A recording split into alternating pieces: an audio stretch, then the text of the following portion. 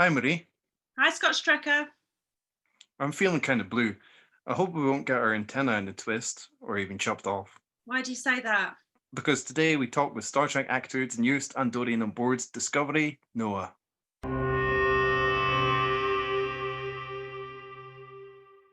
Hi, Noah. How are you? I'm doing really well. How are you guys doing? Yeah, we're all good here. Noah, is it okay that I'm wearing this? I love it. My mom is constantly putting on Tilly shirts and wearing disco shirts, so it's actually I feel very comforted by that shirt. I feel very relaxed seeing that. Excellent. But I might need to get one of those. Excellent. Excellent. Okay. Would you say there are any similarities between yourself personally and Rin? Rin. Oh, right. The Andorian. That's such a good question. Nobody's asked me that. Vern has had a much harder life than I have. So on that front, he's having a way, way harder time than I am. Oh, knock it off with the whole sad Andorian thing. You're a friggin' hero. But I do think when I'm in a new situation and I'm meeting new people, especially like at a new institution, Who are these friends of yours? I'm very skeptical of everyone. And I'm like, nah, I don't know about you. I don't know about this whole Federation thing. I've heard some stuff. Don't try and pull a fast one on me. Federation help always comes with strings. And then usually by the end, I'm like, no, you guys are cool and I want to be your friend. You know, all I ever heard about when I was little was how deceitful the Federation was, how they turn on you. I mean, you want to scare an Andorian child, tell them they're going to Federation summer camp. That's not a thing. So I definitely think that that sort of like skepticism of a new group or a new group of people or a new place, I'm always sort of like, I don't know about you. Let's see what happens here. So I think we definitely share that in common. Cool. Yeah, I noticed you don't have the blue skin that he's got. That yeah, that we don't have in common, Yeah. for better and for worse. I'm not sure. Okay. Marie, do you have a question? Yeah, I have to say, I loved the video that you've got pinned on Twitter. It's every single Star Trek fan's dream. My mom texted me, we've been watching it slowly tick up, and it finally got to 100Ks. We couldn't believe it. Yes, I appreciate what you've done for me. Because when I first put it, I was like, oh my God, like 20,000 views. Like, I don't think anyone has ever looked at 20,000 things of anything I'll ever do. And now it's like, oh, 100,000, whatever. I told as many of the others as I could. I don't know if they believe me, but I tried. Well, you're a star now. I mean, this whole thing. I mean, I'm not gonna ask it now. I'm gonna talk to you later about the whole insulin. Sure. We'll get to all that. Yeah, but that's pretty cool because you're a star now, Noah. So, okay, so loved that. Loved the fact that you've been going to cons with your mum all the way through.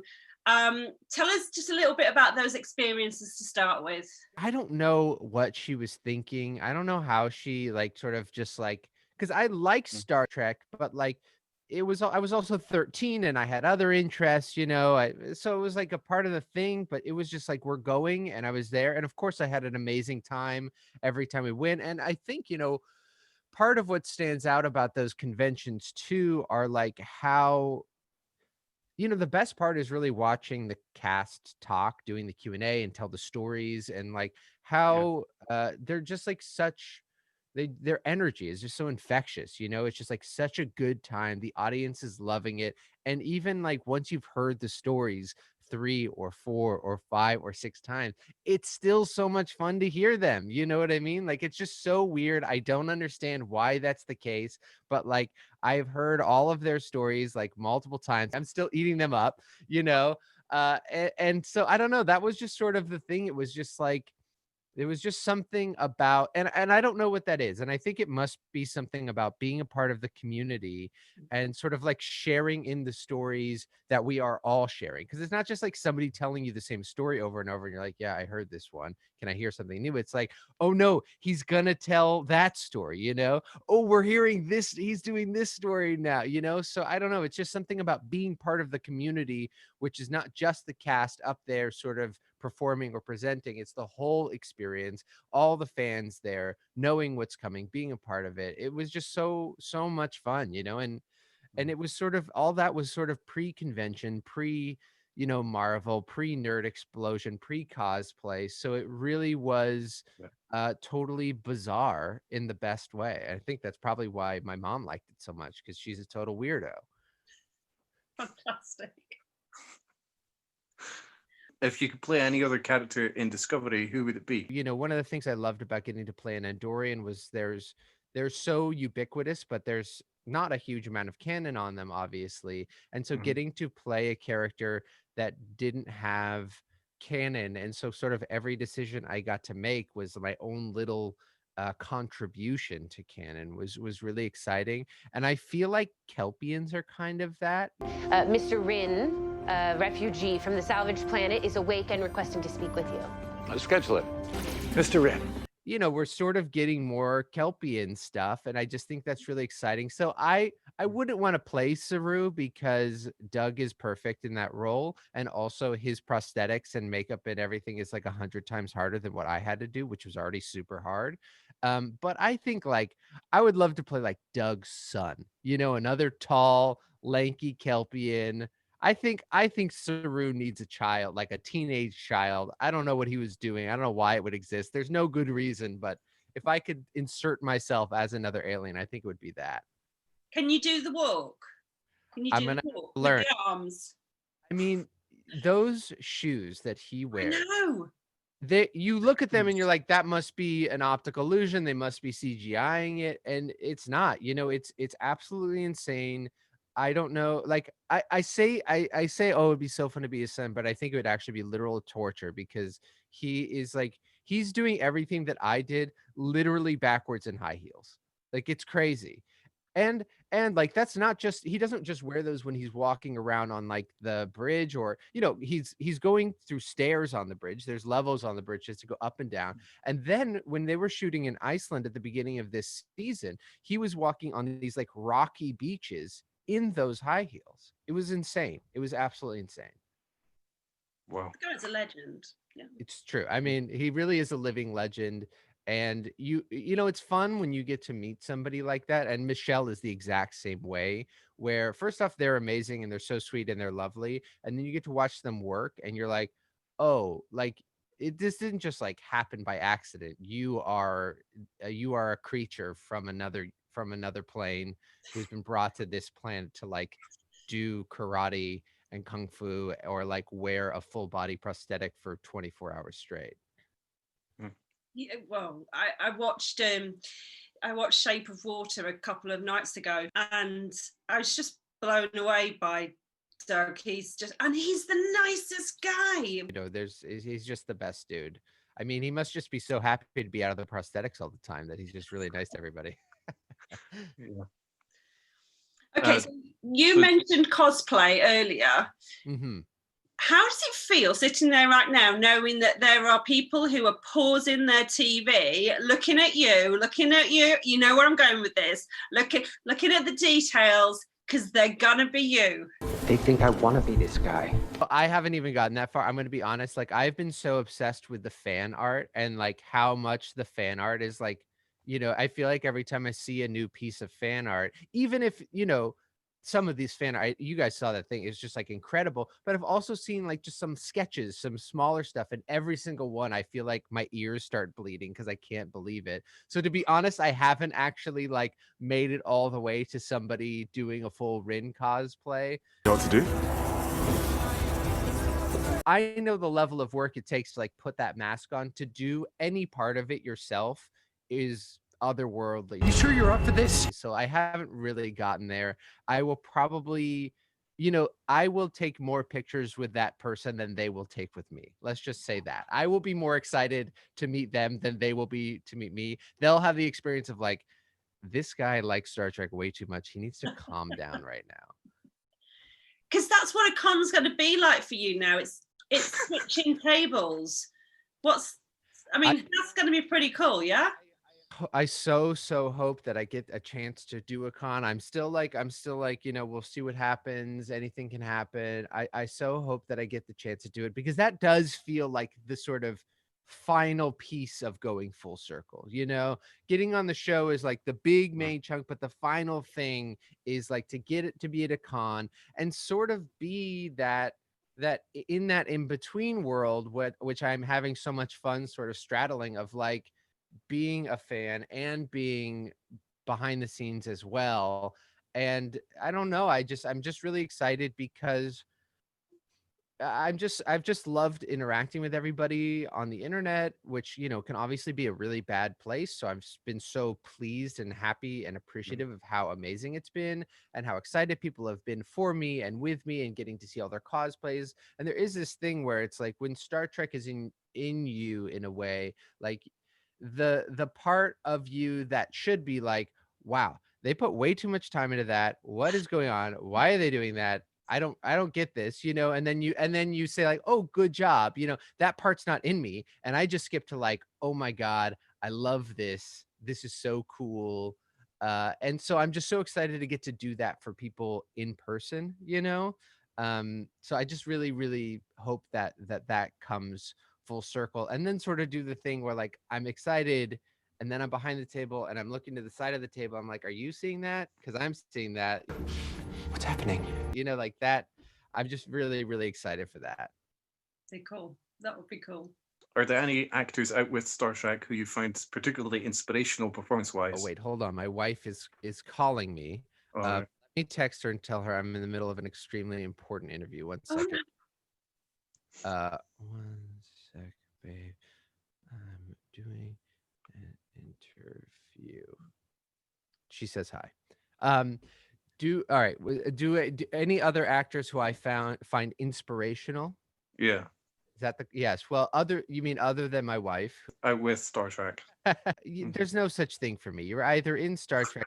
I don't give a shit about you. Okay. That's how I felt about myself before I was in it as well. I I didn't care about anything I did. It was totally irrelevant.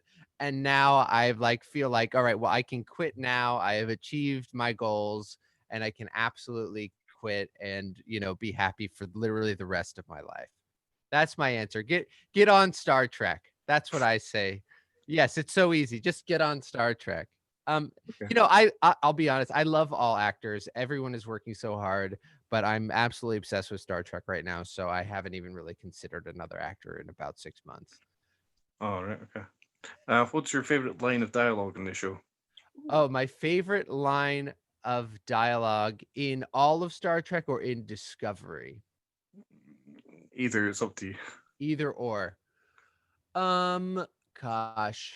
Well, I love the Tilly swear. I'm a big fan of the Tilly swear. I'm a big fan of some dialogue in stuff I did that got cut, which is very fun because it feels like my own little secret, that I get to have. I'm the only one who knows.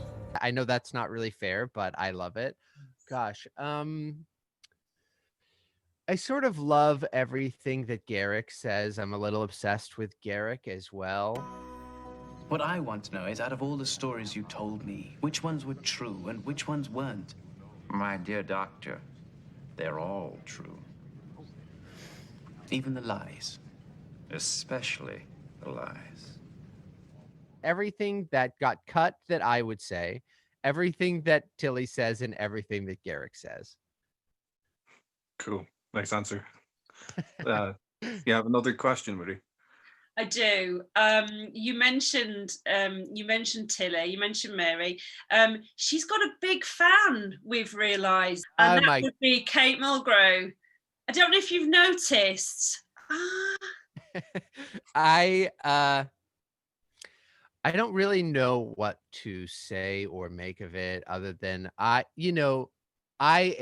am a fan. When I'm watching that interaction, I'm on the fan side 100%. You know what I mean? Like there is no part of me that is like an actor or on the inside. I am like watching it from a fan. I am sort of melting and exploding at the same time. I'm texting my mom. Kate Mulgrew liked one of my tweets that I had like subtweeted on it, and it was like a full fan experience where I like screen capped it and sent it to everyone who cared and people who didn't care.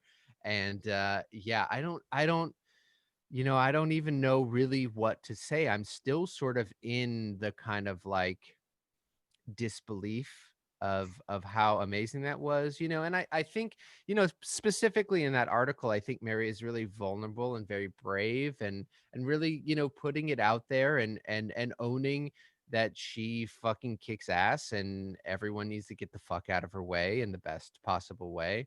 And I think like I think like I can't speak for Kate Mulgrew, obviously, but like just in that tweet, it was such like a I've been there and I see you, and like I'm here for that in just the coolest way basically imaginable. So yeah, I'm still a little bit mush, and I don't have like a succinct clear thought on it other than like blah, blah, blah, blah, blah, blah, you know. So I'm just like, it's just awesome and amazing on a couple of different levels.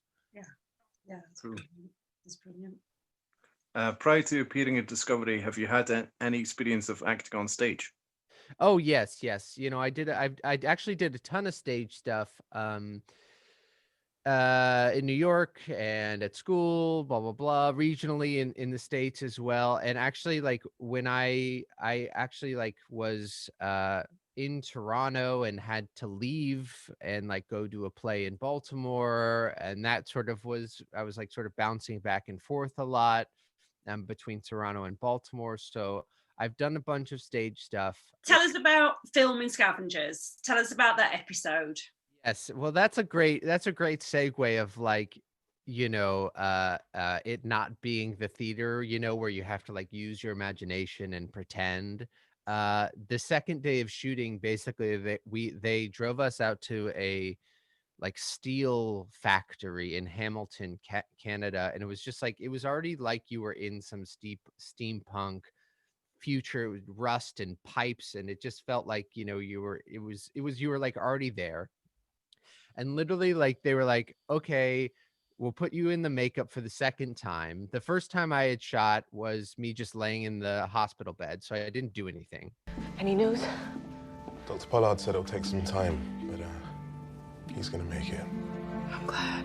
You're in the makeup for the second time. Now, here's what you do. You have 30 extras. I want you to run up this 30-foot tall gravel hill, then direct all the extras down, and then I want you to run here. You can't come within 5 feet of this location here because there'll be an explosion. So stay out of the explosion, then land at this gravel hill. There'll be 3 giant explosions in front and behind you. And then I want you to run through. When you cross this thing, there'll be another explosion behind you. And we're going to start in 30 seconds. Come on! Go, go, go, go, go, go, go, go! Come on!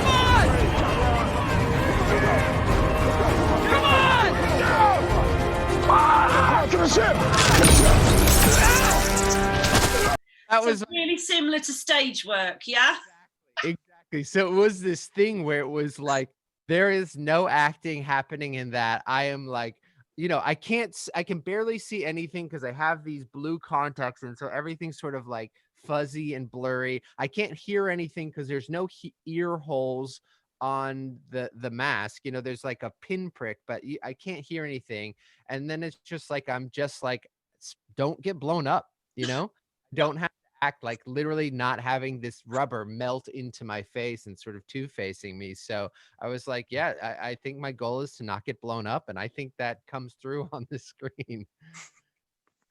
So, regarding your makeup, how long did it take to apply, and were you able to eat in it? Oh, that's a good question. So for Scavengers, it took 5.5 hours to get on. It took so long because I had this beard in 306, and it was the way that they did it, it wasn't like laid on top. It was essentially strand by strand glued to the face and then trimmed up, because each strand was like a couple inches long. So they essentially trimmed it to the face, which is why it kind of took so long. And then they got rid of that in 308 because they were like, we just can't, I Too don't much want work. anymore. And so that brought it down to about 3.5 hours. And they got a little bit more practice. You know, a lot of those early things, you know, they're literally painting onto this rubber mask with paint. And that's what gives it texture and personality, gives it like a real look. And so it takes a little bit longer because they're experimenting. They're thinking, does it look good like this if I add a little bit here? And then a little while in, it's like, oh, I know what I'm doing. I know the process of how to make it look exactly like we want it to. So that brought the time down as well. Eating is such an interesting question because they have a piece that goes over your lower lip that is glued onto your lip that sort of extends back into the lip. And it's a very difficult piece for it to stay down because there's so much moisture coming out of your mouth. And in the top as well, they don't have a piece, but it goes onto the actual lip. And when there's moisture and the glue starts to go, when you speak, when you kind of do a P or some sort of plosive sound, the lip will sort of pop up. It'll catch the air and almost flip up like a sail almost, which you can't really see on screen so much, but you can really feel in your mouth. And early on, I was sort of like, man, like when I'm eating something, even smoothies for me, I felt like this happened. Like the moisture would dislodge the lip and it would just be very hard to speak. And there's just so much going on. You have so much like on your body that a small thing can really be distracting. So I actually wouldn't eat at all during shooting. I would basically get there. I would have like some sort of breakfast before I started getting the makeup on, like around 6 in the morning, 5:30 in the morning. And then depending on how long we shoot, if it's a full day, I would take the mask off at 8, 9, 10, 11, and then like have dinner. Now, it sounds like, oh my God, you must have been dying. But actually, it's this really weird thing because you essentially like have a football helmet glued to your head. Your brain kind of thinks like, hey, like something's wrong.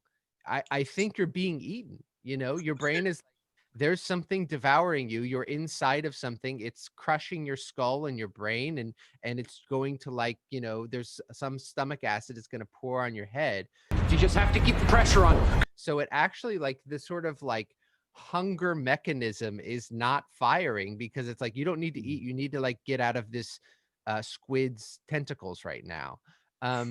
And so throughout the day, I would not be very hungry. I would just constantly be falling asleep because my body was like, listen, we're going to prepare you for death. So we're just going to put you to sleep because you're being eaten. We're going to make this painless for you. Try to relax. It'll only hurt for a minute. So I would just constantly fall asleep and I wouldn't be hungry at all. And then literally the moment I would take the mask off, I would be like, I need to eat like right now. I'm so hungry. You okay? So it actually was not as bad as it sounds. It was just very strange. Where the wait time is quite long because like setting up the lights and the stand-ins and everything. Yeah, it's always a process on a TV show like that with so many moving pieces, with such sort of high production value. It can definitely be a while. Which I think for some people it can be really boring, having to wait that long, or excuse me, like having to go to set and not being called for a really long time. But I think for me, because I was sort of wrapped in saran wrap, I was just sort of on a different time schedule. So like I would like be somewhere and I'd feel like I was there for an hour and they'd be like, yeah, it's been 10 minutes. Or I'd be like in my trailer and I'd fall asleep and like wake up 8 hours later and they'd be like, we're ready for you. And I was like, okay. So the sort of wait time stuff didn't wind up bothering me so much because I was just sort of in this bizarro altered state. I was wondering, with you've just been talking about the amount of prosthetics. How do you act through something like that? Did you get advice, or how did that work for you? Such a great question. When I did a makeup test early on, it didn't really look like how he ultimately looked, but very early I was like, oh my God, this is like a real thick layer of rubber, of plastic, and the sort of subtle facial movements that you would make to convey feeling, emotion, thought, idea, they really don't translate. If you want something to happen on the mask, you really have to like expand and physicalize your face in a way that as an actor feels very unnatural, because you're sort of like turning up the volume on your face and something very small is coming through. So I mean, I was sort of like, what the hell am I going to do? I have no idea what I'm doing. What are you doing? You know? So I reached out to Mary Chifo, who I was at Juilliard. Me and Mary were at Juilliard with. She was a classmate, so I knew her very well. I reached out to Ken Mitchell, who I had known from set, and I obviously talked to Doug a lot, and sort of compiled all of their advice, and also watched their performances, because this sort of prosthetic is very specific to sort of new Trek, the sort of full facial prosthetic. You know, like the sort of older style Andorians are just painted, so they have a lot more ability to. It's just a different thing. But there were some like Morn and stuff like that had full facial No, prosthetic. exactly. But for something like Morn, there's very little going on, which is kind of the joke. And look, I'm just generalizing here. Of course, there were a lot of different, facial, stuff. But I do think, like, specifically when I'm looking back at Andorians, it's a different acting style that you need to bring. But at the same time, like, yes, designs change, updates happen, people like them or don't like them, whatever. I need to kind of make sure that this guy is still an Andorian, regardless of what this mask is. I can or cannot do in it.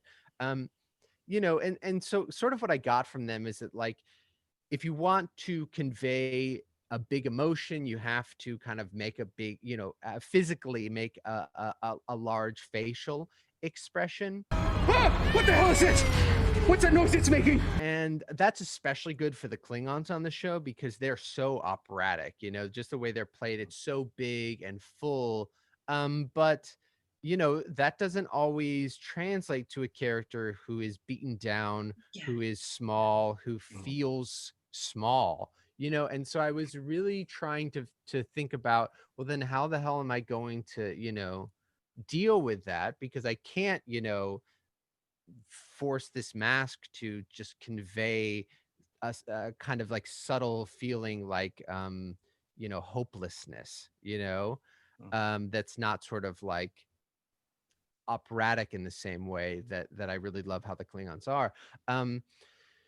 So I thought a lot about it, and I was like, well, if I can't get the mask to explode like that, if I don't really have that opportunity, then what if I just am bringing a different kind of stillness to it and letting the sort of paint job that the prosthetics people have done such a great job on just kind of tell the story of what's happening, So I thought my idea was, I feel like I can convey thought, emotion, idea, the subtler thought, emotion, idea stuff through my eyes, because I did have more control over that, even though there are prosthetics in, and not worry so much about manipulating the mask, just letting that sort of, that face is so detailed, and it's still very human, but it also, I feel like just looking at it, you just are like, you kind of put emotion onto it, and just letting that the build of that mask tell a story, and then try and convey the subtler emotions through the eyes, making sure that people understand the story I'm trying to tell through the eyes. And then I would just watch a lot of playback. So I would do a scene, I'd run over to the monitor, I'd say, can you run that back for me? And I'd watch it, and I would try to constantly build in what I was seeing. Because one of the great things is that I'm not actually watching myself act, so I don't have that moment of self-judgment where I'm like, what are you doing there? I don't like how I look in that. I'm literally going to the monitor and watching somebody else do it, so I could say, there wasn't that sort of thing of self-consciousness where I was like, look, like, one thing that I noticed, especially in the first episode, which I think you can see if you're looking for it, is because of the way the mask is pulling on your mouth, it feels very open to sort of, it feels very natural to just have your mouth just be open and loose, because the mask is sort of pulling back on your mouth. But I noticed that sometimes that was good, but sometimes it sort of looked like I was just like slack jawed for no reason, just sort of like standing there like that. And so I like made a conscious choice to keep my mouth closed, um, which I just picked up from watching the monitor and being like, I don't know why your mouth is open there. It just sort of looks like you're gaping. And maybe if you're a little bit more closed off, that might help tell that story. So it was picking up those little things from the monitor as well. But it was a learning process. It was a lot of talking to Doug over and over and over and being like, how the hell do you do this? And him just being like, yeah, you'll figure it out. So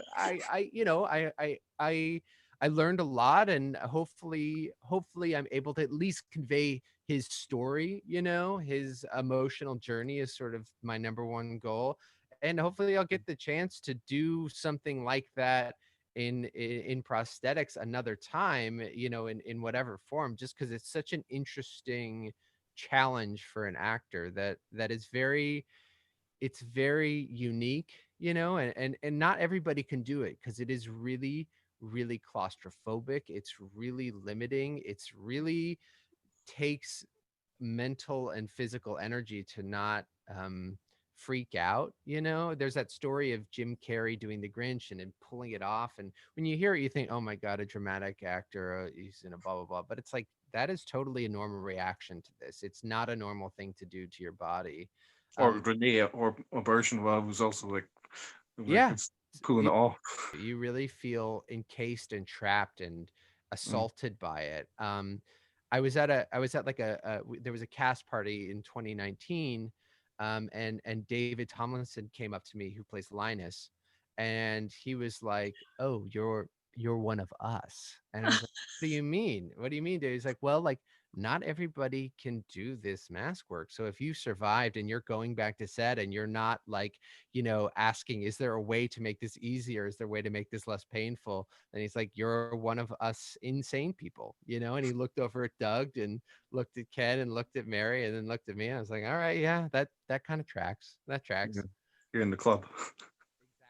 Exactly. I felt Quite very, a cool club. yes, I Yeah. felt very honored. Cool.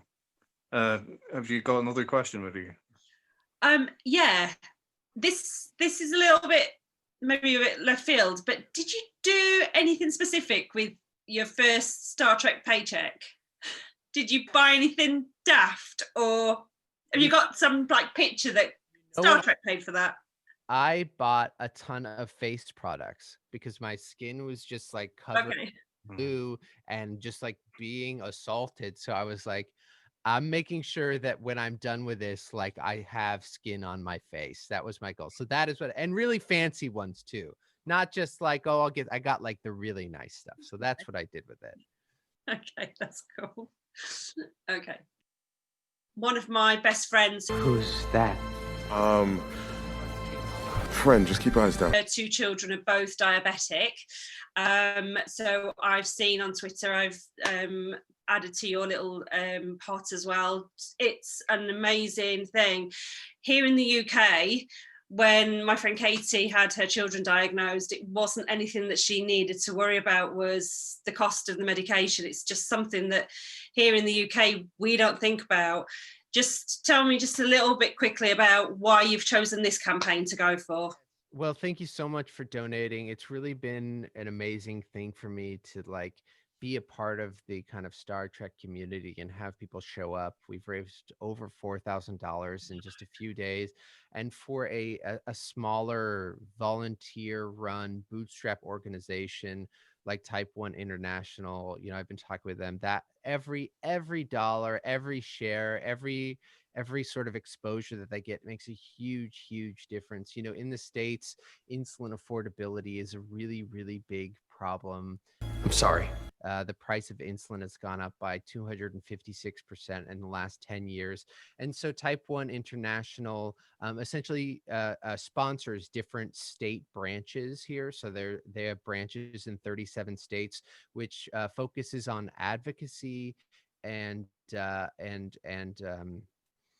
affordability, availability. So they're both organizing, protests or organizations or meetings, stuff like that, and also are trying to make actual legal change as well. And Type 1 International doesn't just focus on the United States, it focuses on the whole world. So there's work being done in South Africa and Canada, in the UK, any place where there's a need to just make sure that, things that people have don't get taken away is equally important as well. And one of the reasons why the money is so important is because a lot of larger diabetes organizations take money from pharmaceutical companies, the same pharmaceutical companies which are essentially manufacturing the insulin cost crisis. And they don't do that, which allows them to really make a huge difference in a way that these other organizations aren't. But it also means that money is much, much harder to come by.